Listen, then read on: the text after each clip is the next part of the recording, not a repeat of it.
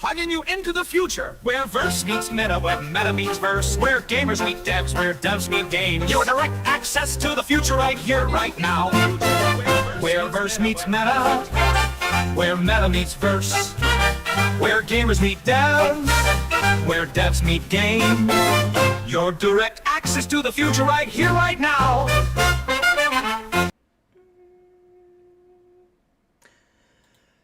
Hello. Sorry about that. A little echo going on there. Apologies if that got suddenly duplicate audio. But hey ho. Hello everyone. Hey there. So is everybody good? Are you all getting ready for Christmas? Are you painting your beards white, getting fat tummies, and buying red jackets?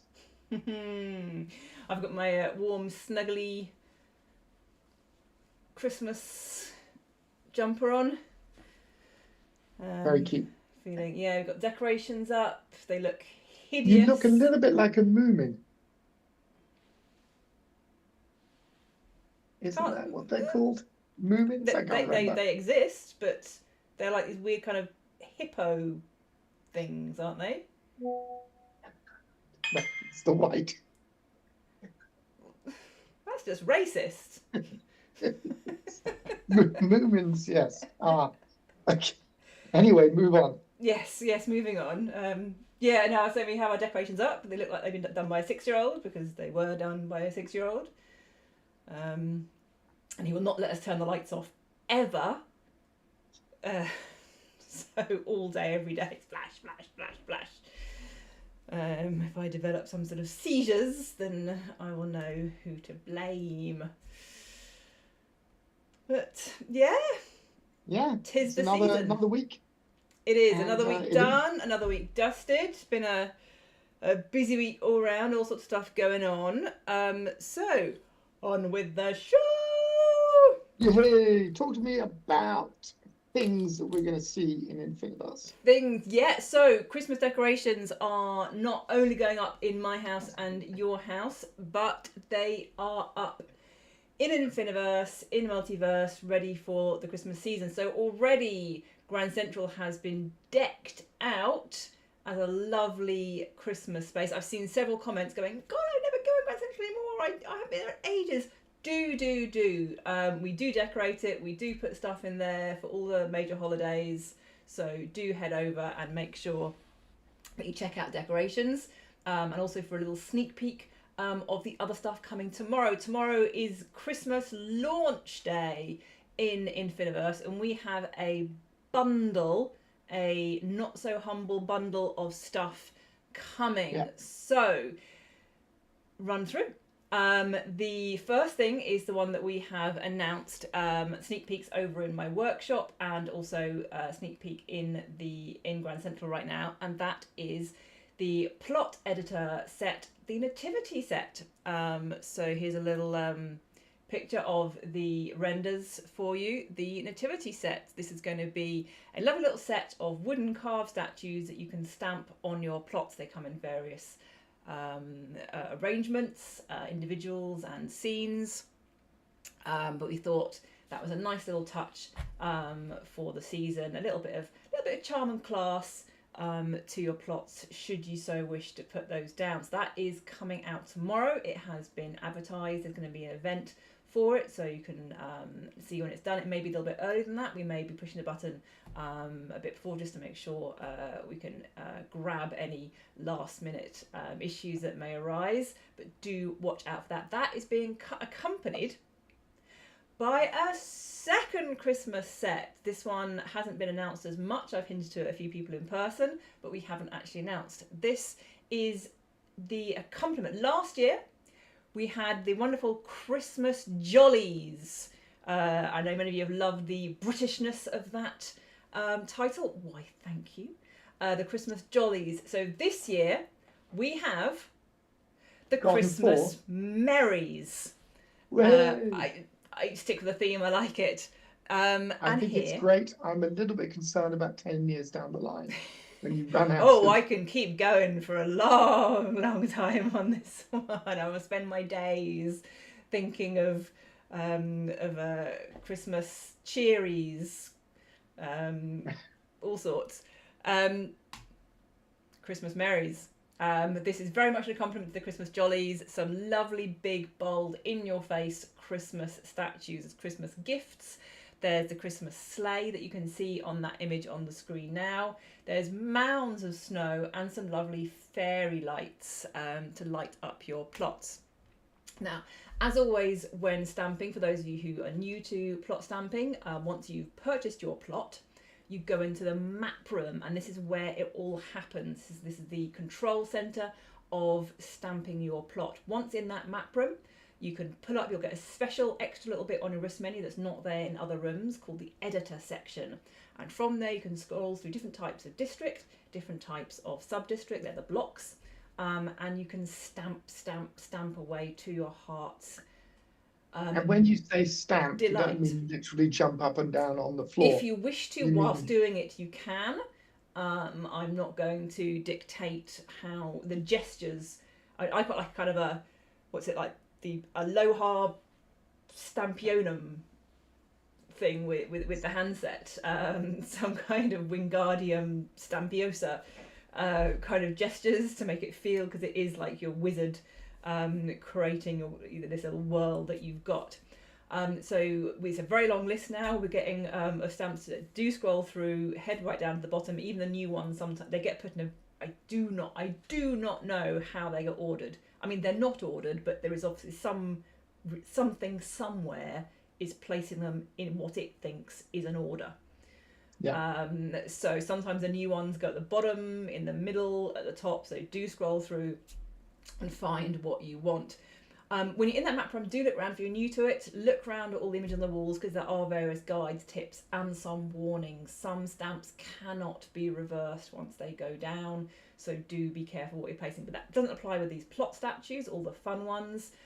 Do stamp down. And one thing that I've tried to get in with this Christmas Merries is using the randomization. So each plot editor set has multiple, most of them have multiple items in there. So when you stamp once, stamp that same plot again and it'll change something different. It changes the statue, it may also change the rotation of it and change the size of it.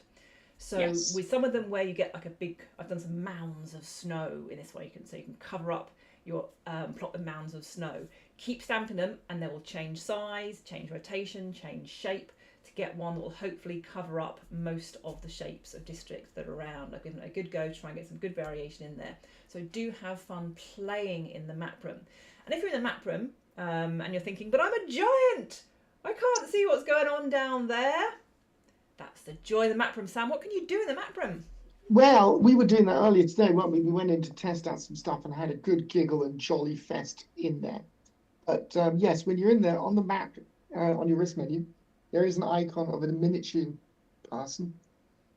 And if you click on that, you have the ability to point on the floor and choose a location to teleport down into with everybody else in the room and walk around the actual area of the map that you're in as if it was inside Infiniverse. And in that mode, you can still edit things. So you can still stamp things to see, well, let's say you're up in the big overview mode and you're looking down at the map and you stamp, I don't know, the nativity scene, and you want to go down and see the Star of David that's floating over the plot, see how big it is. Well, you teleport down, suddenly you can look up and see it from the right size, and you can be there with other people walking around in your map room. And the map room is obviously part of your own metaverse, so the rules for your metaverse apply. You can have friends visit you if it's a normal setting, but if it's public, then anybody can come and join you. So just be aware of that, because they can jump in and join in. They can't help spend money, so don't worry. They can't, but they can convince you to put an extra plot stamp somewhere. Very bad or something influence. like that. Very bad influence. Yes, very bad influence. But yeah, no, it's a great way to explore your world before you publish it. And obviously, then you go back to the selection of your pin in the map room, you click on it, and then you can publish your changes. And once your changes are published, well, that's when it goes live, and any changes you made that are permanent are locked in. So that's the point you've got to be wary of. But yeah, that's a great moment. And then you, of course, can teleport back into Infiniverse and see your location in the real world along with everybody else. Yeah, so do have fun. You don't once you've got changes that are sort of temporary. You don't have to publish them straight away. You can keep them in the map room. Come back, think about it, revisit it, change your mind, play around, and wait until you get just that right setup by using that little mini scale. When you jump down into the map, you get that same feeling, so you can still see what it looks like. You can get an idea, and really create the plot. How you want it. So I'm really looking forward to seeing these Christmas ones coming out. So as a reminder, we've got Christmas Merries and the Nativity. We'll complement the Jollies, and they'll be complemented in the future by the Cherries. No, that's not right. Something. Oh yeah, postcard. Entries on a postcard too for items for the Christmas list. So yeah, this is going to be fun. Get a bit of seasonal delight. Yes. Yes. But we're not just looking at plot stamps, are we? Because like Christmas is coming and some cool stuff is coming along with it. We are as well. So the first of tomorrow's launches is going to be these 2 plot stamps. So how many stamps are there within the 2? Because when we say 2 plot stamps, it's not 2 individuals. Gosh, it's like so 20, 30, isn't it? So stupid. Again, so with the variations of rotation and scale, there are many, many, many.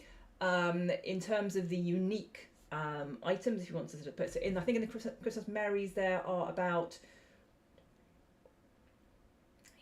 10, I think, different options with the Christmas Merries, and in the Nativity there are 1, 2, 3, 4, 5, 6, 7. Again, about 15 with that one, because I've grouped them together with various different layouts, and sometimes you get an individual figure, sometimes you get a group of figures all laid out. That reminds me that once I went to Spain for Christmas, and they are very big on in Madrid on the nativity scenes, and they put them out in the street. You go out and you look at them, and I remember one which we stumbled upon. There was 2 that I will never forget. One, it had a little plastic turd in it, which was somehow donkey's shit, right? Yeah, but it was bigger than the king's. And then the other one, they'd obviously lost the baby because they replaced it with a Yoda.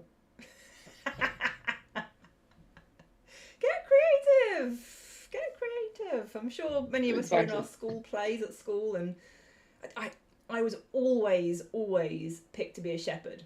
The only reason for this was because I had a big stuffed toy lamb that they always wanted for the set, and so they knew they wouldn't get the lamb if they didn't get me as a shepherd. I wanted to be Mary. Well, surprise, surprise, I was always the shepherd, but that was for a different reason. Because you're shit at acting. Well, no, because of my surname, but yes. Yeah. Didn't think that. Yeah, fair enough. Daniel is rehearsing for his school play at the moment. It's a version of the Nativity, which is redone for junior schools. It's called the Fleece Force, and every song has actions. He's a member of the chorus, all his year of chorus, not the speaking parts. But it's he's regaling us with songs of "We are the Fleece Force, walk in the beat." It's very cute. But yeah, looking forward to seeing that next week. You're losing me. Oh, it doesn't matter. I'm segueing away. No, I'm not just no, that's the wrong one. No. Completely wrong. Yeah. Diverting away on a tangent of my own. Yes. So Christmas, nativity, merries, jollies, ho ho ho, loot boxes.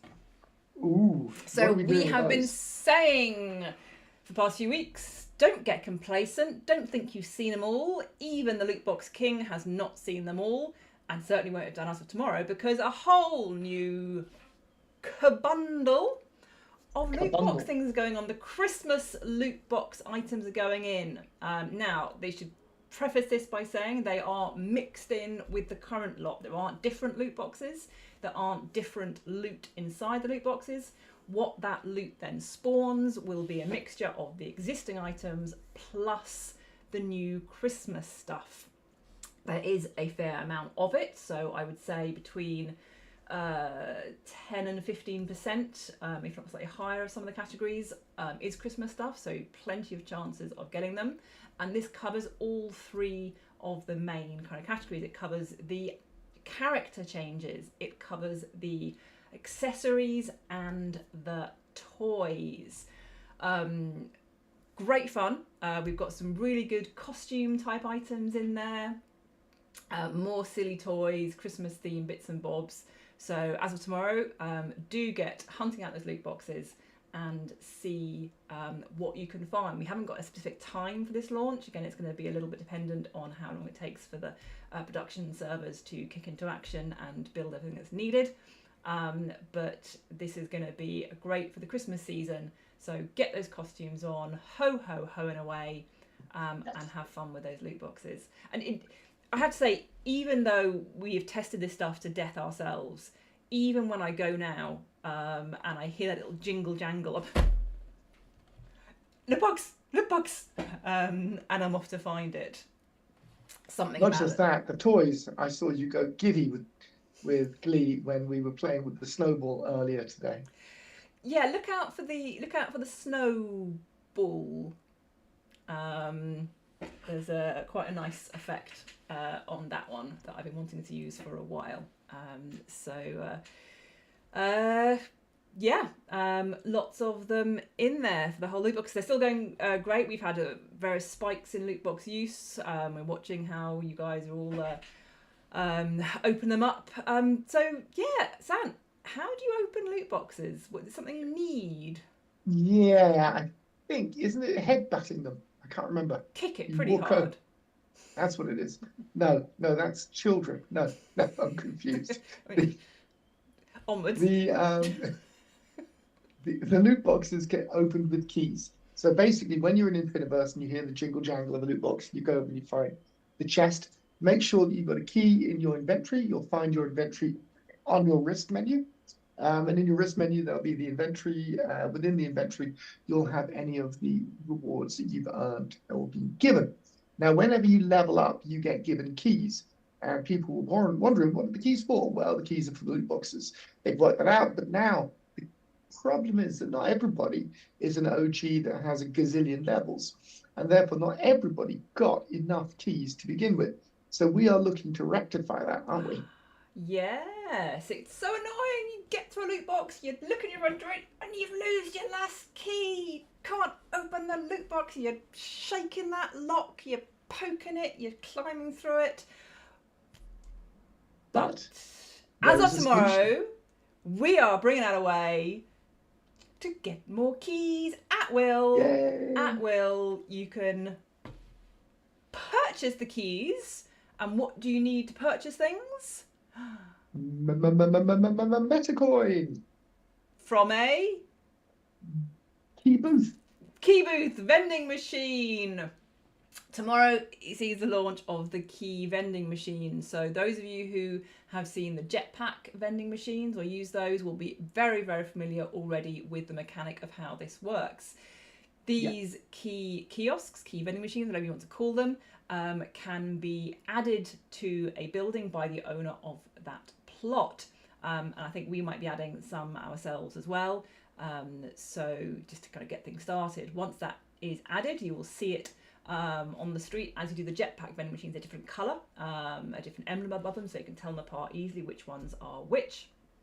And then you can go up and purchase however many keys you so wish. So this is going to open up the ability to just, open up the loot boxes, really. But it lets everybody join in and placing the access to keys on their plots. So if you've got new people in the game and they don't know how to get keys and you're like, well, I don't want to give them any of mine, you can point them over to the key booths and the key booths will let them purchase more keys if they want them. Mm-hmm. So a great way to add, more interesting features to your plot and allow more people to enjoy the functionality. And as Sam touched on there, gifting keys, gifting the loot is something you can do. Once that has been locked into your inventory, once it's showing there on your wrist panel in the inventory section, any item there can be gifted to another player simply by taking it out and giving it to them, and then they can then place it in their own inventory. So anyone who's feeling generous in this festive season can hand out keys. Now, also mentioned that something people tried at first, which I think was a very logical thing to try, but unfortunately it's not how it works. You can't leave these lying around for people to pick up. No. So it's not something you could have a little treasure hunt of things where you find the room with the key in it and pick it up. Unfortunately, it's not where you have to. If you take it out of your inventory, it will either go back in, I think, or you have to give it to someone else. Or they pick it up within a very short period before it then dematerializes. So make sure that you don't accidentally lose or give away loot box items just from not being sure how the system works. They have to be given hand to hand, but then they can be shared freely between any players. So any newbie, any friend, any little party you've got going on, share the love. Exactly. And the key thing to remember with keys and with rewards is that to put them into your inventory, you've got to hold them and then press the B button or the Y button. Not hold down, because then obviously you'll take a screenshot either forwards or selfie, the new selfie tool. But you'll actually, if you tap it, you'll actually send that tool or reward. From the hand you are holding it in. So if you're holding that right in this hand, it has to be the button on that hand, and you'll hear it kind of goes sound effect that sends it in, and you know it's gone. If you press the other hand, then it's not going to do anything. It's very easy when you get the hang of it. Like most things, like many things, very easy when you get the hang of it. Gonna be looking around to see what's going on tomorrow. I might pop in and have a fun with some toys. And as you know, I'm a bit of a softie for the spawning stuff. And as you know, we have special little menus. We can spawn what we want. You find me an app, you butter me up, and you know I'll just spawn your stuff for a bit of a laugh. So, come Is that how you Christmas? Spawning stuff. Got together, he buttered you up, and you spawned David. Daniel, sorry. we met in a bar randomly. Yeah, that's what does. I can't believe it was actually never in a bar. He was out with two friends, and whereas the whole FTL dev team are fairly geeky, these two friends he were with were beyond geekdom. Made Chris look so good. I mean, he looks good anyway, you know. But yeah, he certainly stood out from the crowd. That's the most geeky or the least geeky? It's the least geeky, which is quite an achievement, really. But yes, that was when he was wearing his Christmas jumper, right? It was after he'd cut his hair. Those of you who may not know, he used to have long ginger dreadlocks for quite a while. And it was that was before I met him. I don't think I would be quite where I am now if I'd met him with ginger dreadlocks. Not really my thing. But yes, I shall not name names. I know Sam will know who these people are. And he will agree with me when he knows the geekiness. But nevertheless, that's how we met anyway, in a bar, the old-fashioned way. So yeah, not in an app, huh? No. So last millennium. I mean, I had been looking. I tried every dating thing. I tried the singles holidays, the courses, the classes, the just random people. I met a guy in Argos once. That's a shop for the American friends who might know. A bit of a cheapy shop, but I met a guy in the queue in Argos. Bonded over a toilet roll holder.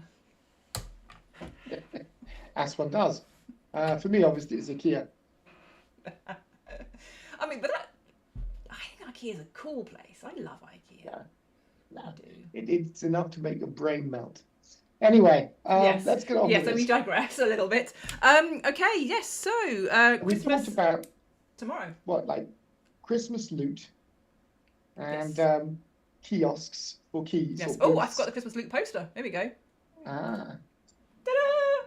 Christmas loot poster, showing just a small selection of the characters. So those are the mushrooms that you can get. So yeah, Christmas party. Christmas party. who will you be? Christmas loot, Christmas activity, Christmas merries, Christmas launches tomorrow in Multiverse. You're welcome. Cool. So are there any other new things coming? Because it doesn't sound like that's a lot. I mean, it is a lot. But the early is coming. We've one statue, two statue, kiosks, Christmas loot. That's tomorrow, I think, done. But That's we do tomorrow. have other stuff coming up over the next few weeks, over the Christmas period. So over the Christmas period itself, Christmas couple of weeks, we've got a few little things coming. Do keep an eye out on the menus, do keep an eye out on the events, and watch the statues, because they may not always stay the same. One moment, we just got a little intruder. He never listens. Yes.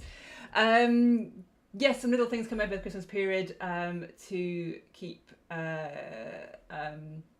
keep you on your toes Cool. and check that stuff out.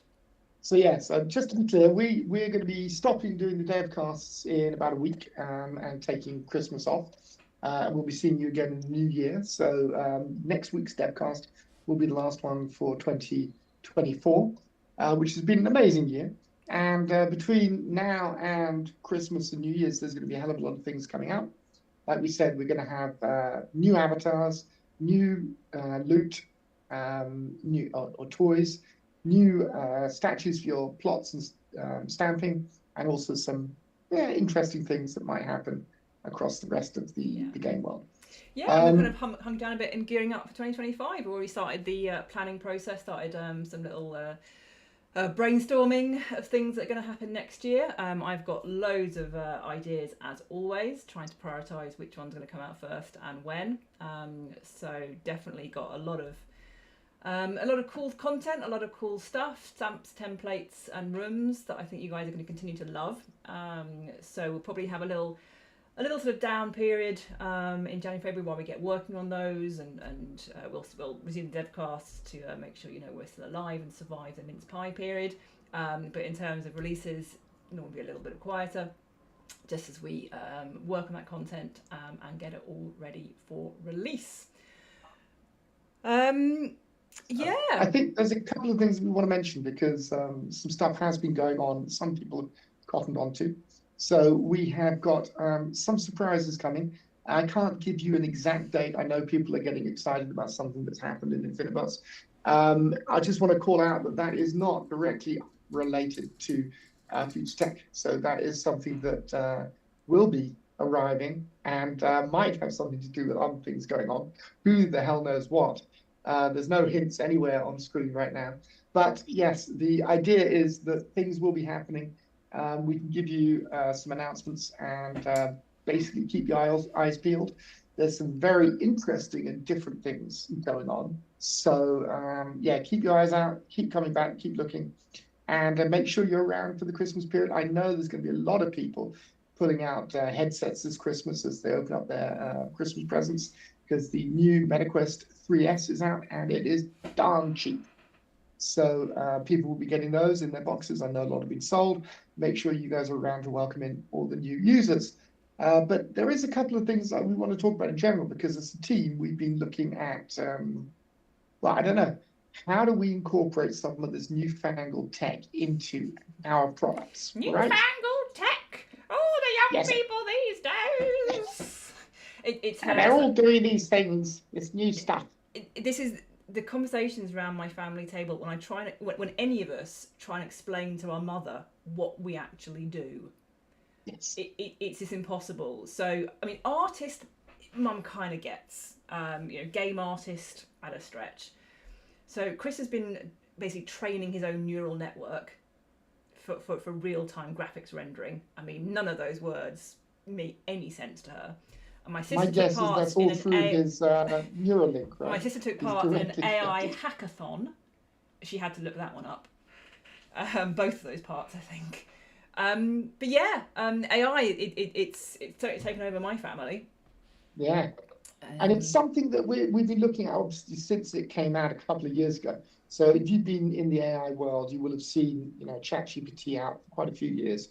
You will have seen ChatGPT launch with 3.5 about 2 years ago. At the same time, what was it? Midjourney came out and started to become a thing. Obviously, the first instances of all of that were really quite shoddy. I mean, they were promising, but we're now 2 years down the line, and holy moly, like, oh my God, AI has really kicked up a fuss and has taken over the world by storm. And the key thing that most people in tech are doing right now is they're trying to work out how can this apply to what they're doing.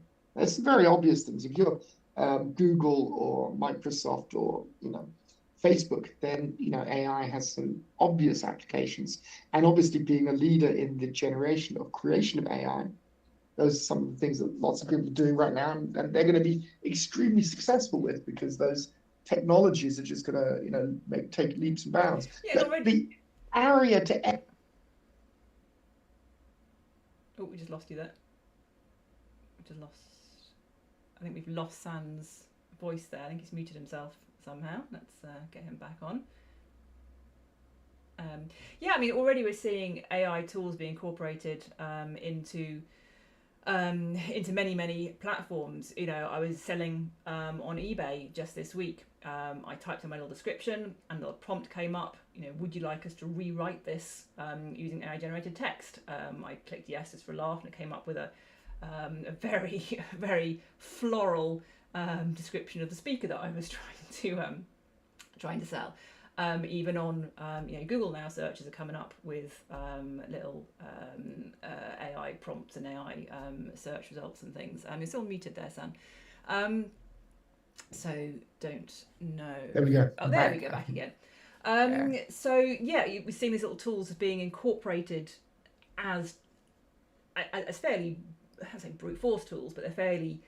This is a very obvious use of AI, if you like. It's writing stuff, it's generating stuff that people can all see it and use it, laugh at it if you want, but very much use it if you feel need. But I think, it's one of those things where that's not going to break, that's not going to be a breakthrough. That's not going to change this industry. It's the big stuff.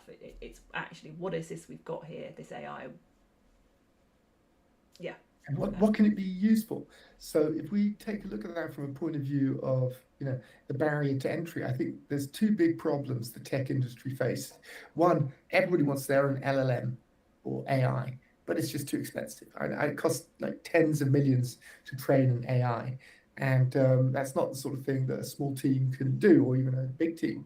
To be able to do that repeatedly to get to a point where you can feel that you've got a product that you can work with. That's a big deal.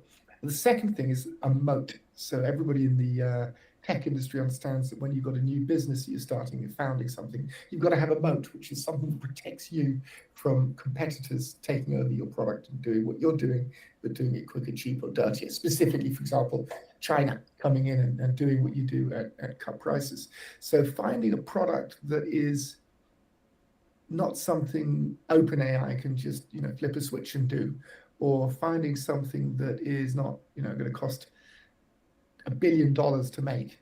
Those are the sorts of things that we end up talking about quite a lot in the industry. And obviously there are areas that we haven't touched on yet, like you talked about being an artist. Getting help in creation of content within the art world is going to be something that we will see very soon. I know that there are companies out there making some things that are, at the moment, shoddy, but that's just like ChatGPT was shoddy 2 years ago.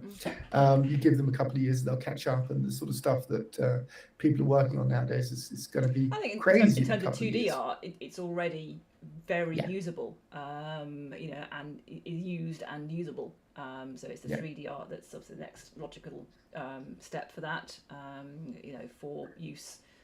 Your 3D assets and things that you can use in other software. But yeah, that's pretty much it, isn't it? So yeah, we've been looking at that, and I think that we've got some ideas that we're going to be looking at implementing over the coming days, weeks, months, and years. And I think that what we'll be looking at is how do we incorporate AI to help make Multiverse and Infiniverse a more interesting place to be, a place that allows for allows for people to potentially asynchronously interact. So one of the big issues that you obviously have is, well, we've got a lot of users, not all the users online at the same time, or they're not in the same shard, and therefore, how do you interact? How does your store have somebody present in it to sell its products or to promote it when people come visit and you're asleep?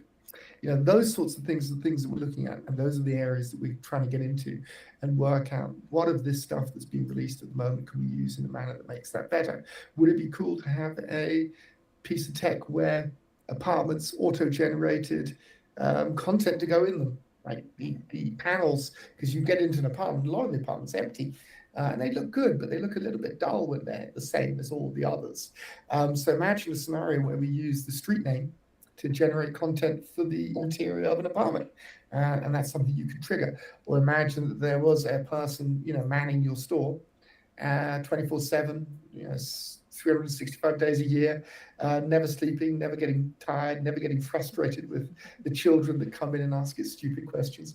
Those sorts of things are the things that we're looking at. How do we make the world more engaging and asynchronous? And then the other thing, I think, engaging, and like Wendy's been hinting at, there are things we're doing that we're going to be playing with and seeing in partnership with some other people, how those work. How does it feel? Does it work? If it works, what can we do with that, and how can we take that further? So yeah, over the coming few periods of time, I would expect you guys to see a little bit of that stuff appear and populate the world around you. Yeah, it's an interesting kind of thing about where we take this, and to pick up one of the comments you said about sort of, can we automatically generate spaces? So let's say you have a road that's, what's it, Rainbow Trout Alley in the Paradise Valley or over in Australia District.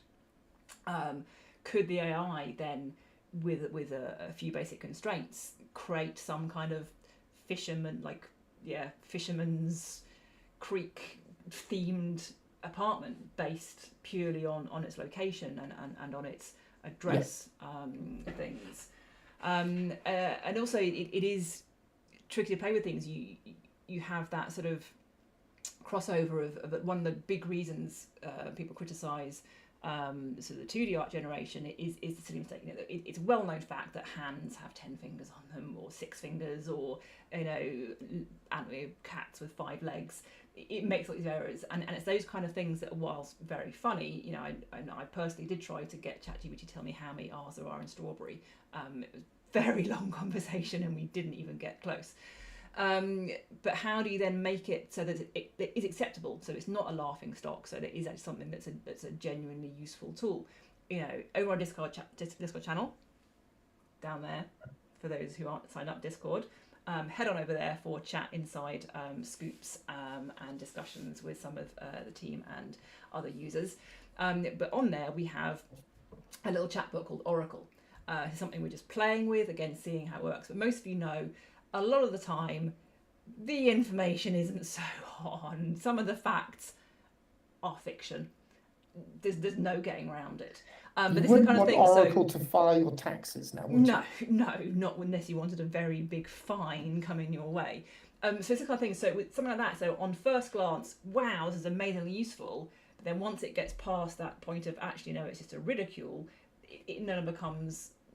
It changes certainly in its use. So with things like, again, so I mentioned something like storefront assistance, how we ensure that level of fidelity and accuracy and usefulness that people that can actually use the information, train it properly to provide what you need, whilst also stopping that uncanny valley slipping into that side where people don't trust it because it's too good and they're just not ready yet for that level of artificial intelligence, which we're dealing with. We're having a tough time just dealing with regular intelligence.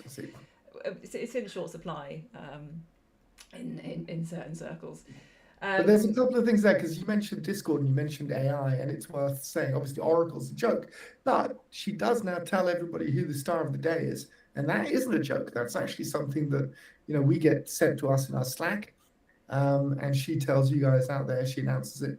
And, there's some really cool things called out there because, people are being very helpful, generous, nice, kind in Discord. And it's great to see that, being acknowledged by something like Oracle. So even though that's a tiny, small thing, that is actually an AI generated thing. It's not something we do ourselves. It's something the AI does and sits down and entirely works out. automated. Yeah, and every morning we get a little report sent through to our desktops about any major issues that have been reported, any concerns, any suggestions been raised, which is a very, very useful summary for us. And again, it's not just copying a random selection of posts, it's summarising them, it's working out what's relevant, and sending that to us. So yeah, when used correctly and properly, it's a brilliant thing, and I think it's really exciting to see. I mean, the other thing is that we could obviously go around and rename loads of the roads in Infiniverse Six Finger Road or something like that, and then the art would just work. Although, just to put on that point, because I know people will write in, unfortunately we can't rename roads in It was it was a request when we did the road naming. I sent it. I said, "Hey Chris, can you make sure that we can change the names or add to them?" And he said, "Yeah," and then it never happened. Yeah, it's just far too embroiled and buried now. Yeah, that one's gone. But yeah, the AI and the use of AI in those scenarios is obviously something that as a team we're looking at. I'd love to hear if you guys have any ideas of ways that you would like to see AI used, not some sort of fictional, mad, crazy idea, but something that we may not have thought of that's, it'd be great if it could do that or this or something else. Let us know.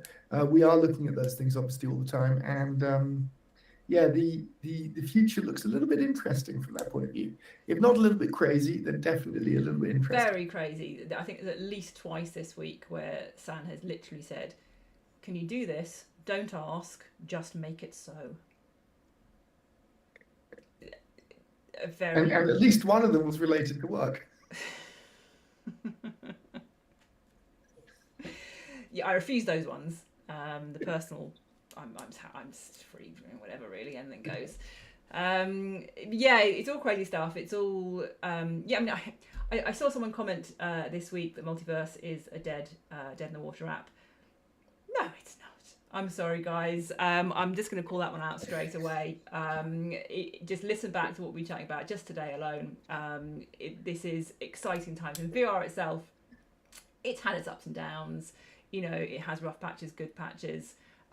It's still an amazing technology that is going to be the future. It's unavoidable with things. Likewise with AI. So it's the smart folk that think, okay, well, how can we get on board with this? How can we do this stuff? And yeah, it can be hard to understand. It can be hard to grasp. People can say, well, what's the point in spending your time on AI and fancy stuff when you can't even, search in the discovery menu? I get it. It's all, swings and roundabouts. What do you focus on? What do you prioritize? And it's a very tricky thing. As a development team, we've always said it's especially as a small development team, you have to prioritize and you have to try and triage a little bit what's going to be popular, what's going to be useful, what's going to be easy, and what's going to be relevant, in 6 months' time. Is it? I think we did mention that we tried using AI in moderation of voice, didn't we?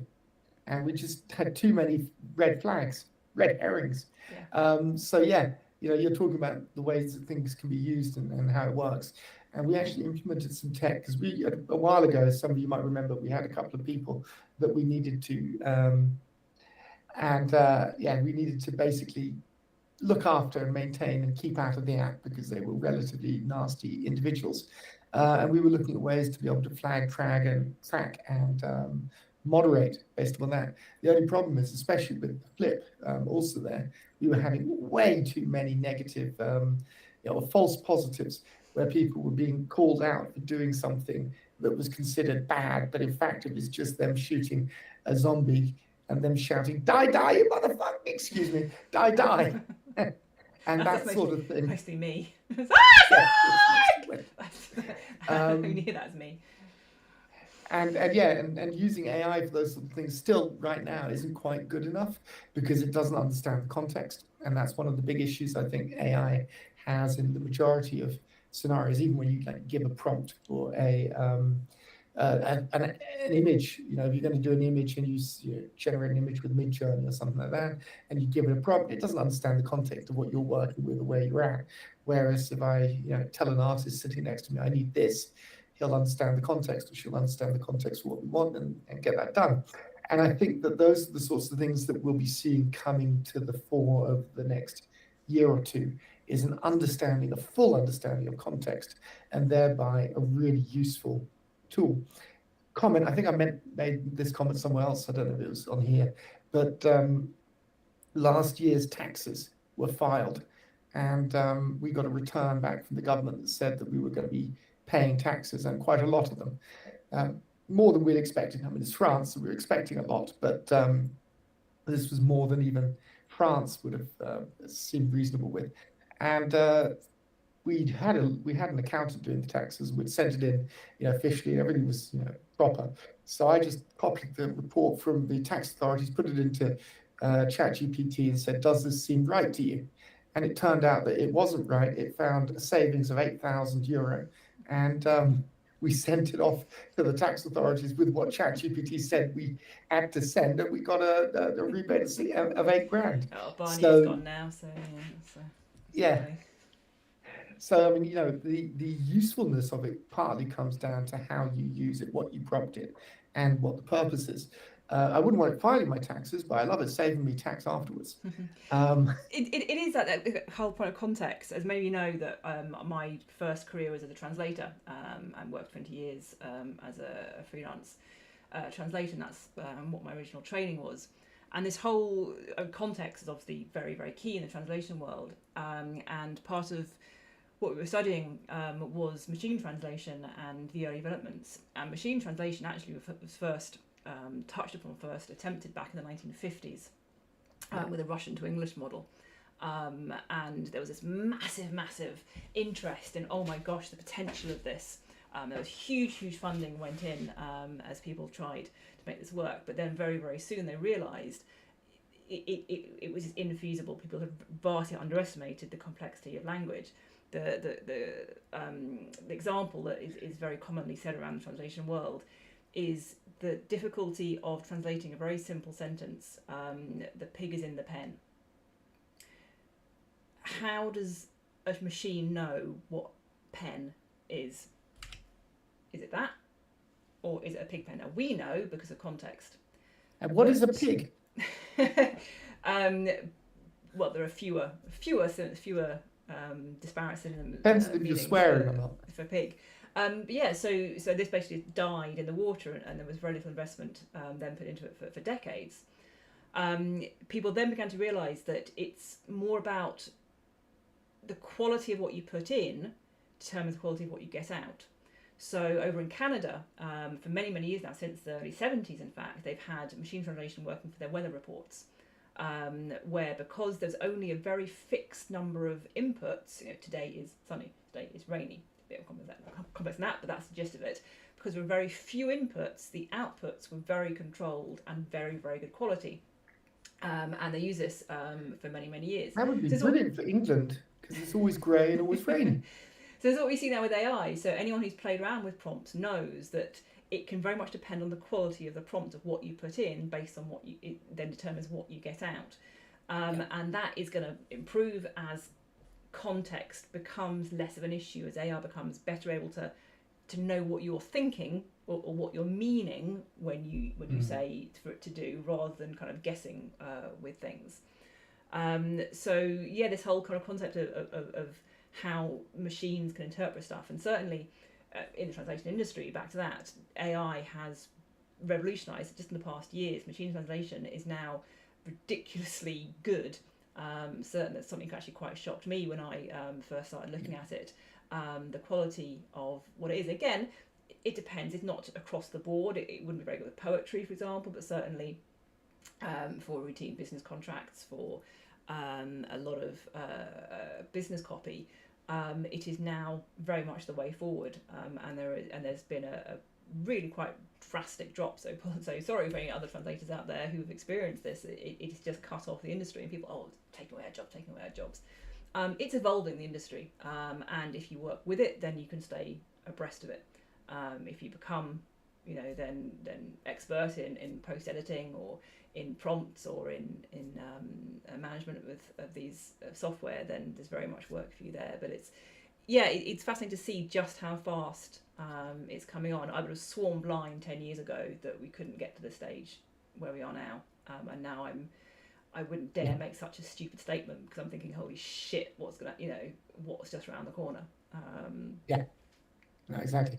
I mean, I think you're all waiting for them to be able to replace CEOs and producers. And that's all my team ever talk about. Can we really? Anything better than that? Well, didn't they realise this week that monkeys would never ever write Shakespeare, even if you left them for a bazillion years? Or something? That's what I mean. They say that, and yet anybody can prove to me that Shakespeare wasn't a monkey? Because well, if I don't know if over in the States you have this, but I know in the UK and lots of countries across Europe, there's a country called a game show called Deal or No Deal, where basically, I think it's 15 boxes, and in each box a certain amount of money, and you literally pick off the boxes one by one to try and win the most amount of money. And all the contestants are like, oh, I think I'm feeling drawn to number 15, or number 22 is talking to me because I saw 22 birds today, or something. And they try and come up with some order in which to open the boxes, hoping that the last one is going to be the high amount. I would love to have the balls to go, no, 1, 2, 3, do them all in order, because I know that logically there is exactly the same chance of them being in order as there is being in any other order.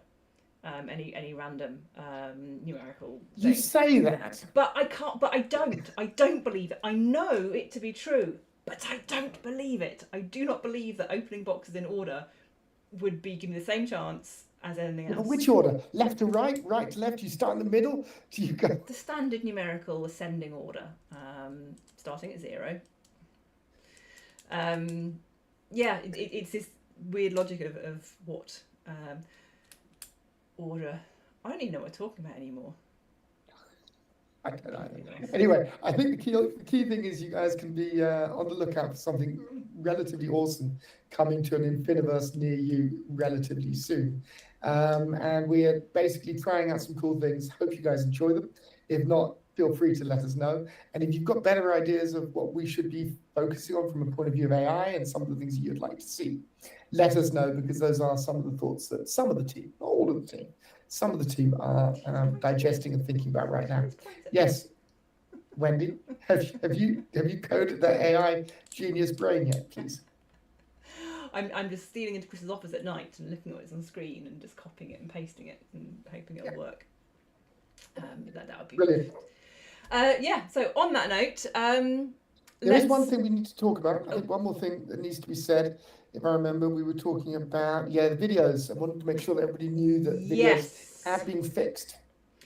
Yes, videos. So if you head over to the updates room, there's a little poster in there. It's giving a little summary of the video situation now that everything has been fixed. Woohoo! Woohoo! Woohoo! Whoop, whoop. So yes, we're very relieved to have sorted this one out, but there has been some changes introduced with it for various technical reasons.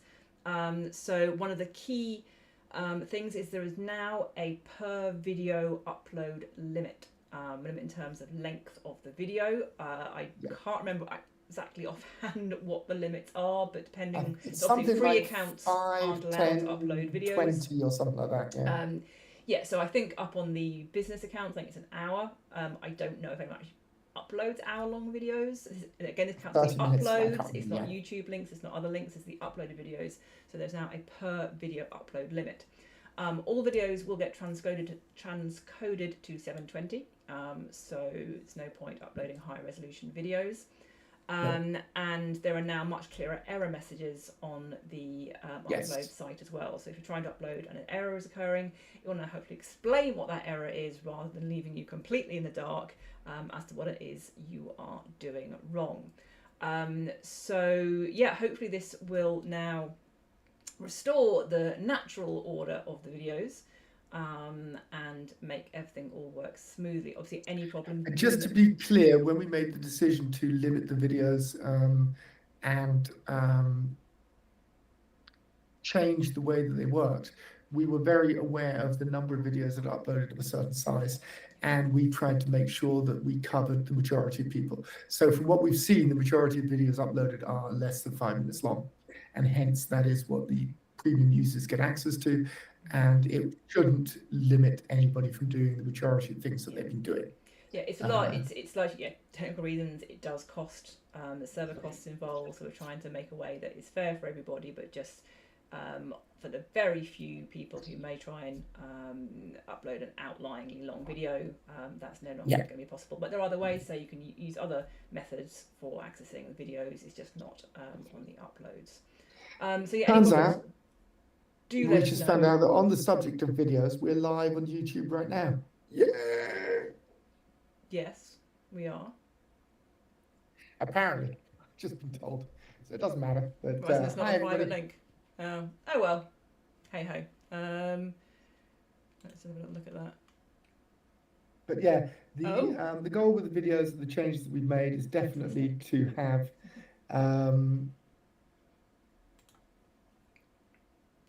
sorry, I just got another message. Yeah, the goal of the changes is to give everybody the opportunity to do what they do most without limiting it, but at the same time, due to the costs associated with transcoding videos, we had to put some limits on there because otherwise it would have eaten up all of our Christmas pudding.